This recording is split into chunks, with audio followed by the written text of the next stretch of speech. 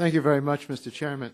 Today's hearing considers yet another bill to allow more air pollution, more asthma, and more heart attacks.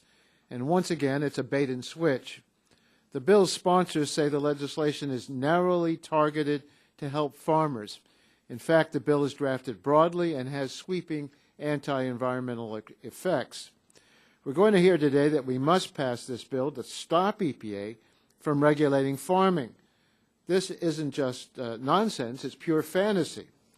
EPA does not regulate farming practices to reduce dust and has expressed no intention of doing so in the future. EPA has set standards for the levels of coarse particulate matter in the ambient air because there is scientific evidence that this pollution causes serious health effects. Coarse particulate matter, or PM10, is produced by uncontrolled burning of coal and oil, construction and demolition activities, mining and unpaved roads, as well as farm activities.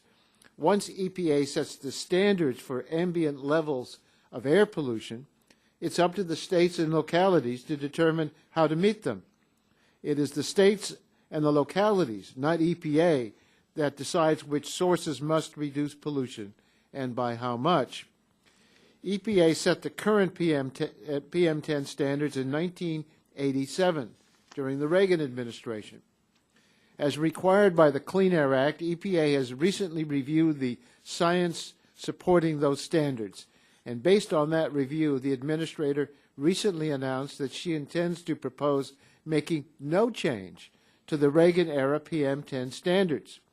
Now we're being told that we need to pass this bill because EPA could change its mind and do something the agency said it has no intention of doing. If we adopt this standard for legislation, there's no end to the bad ideas we could legislate. Should we pass a law saying the United States cannot invade Canada, or one preventing the government from outlawing apple pie? We are facing real and serious problems in this country that are happening right now. Millions of Americans are out of work. Our economy is stalling. Fires, floods, and droughts are afflicting our nation. We need to spend our time addressing these real challenges, not squandering it on imaginary problems. But even though this bill stops something that won't happen anyway, that doesn't mean the bill has no effect. H.R. 1633 is so broadly worded, it could invalidate EPA's existing standards for both fine and coarse particulates. This would have a devastating effect on clean air requirements and public health.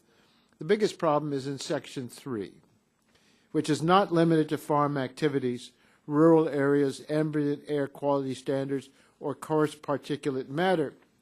It says the Clean Air Act does not apply to anything that meets the bill's definition of, quote, nuisance dust, end quote, unless a narrow exception applies. And the definition of nuisance dust is sweeping. It includes, quote, windblown dust, end quote, which is undefined and not limited to rural areas, and it includes any particulate matter, quote, generated from activities typically conducted in rural areas, end quote. Well, mining is typically conducted in rural areas, and mining operations have huge equipment that can generate large quantities of particulate air pollution. 70% of the nation's power plants are located in rural areas.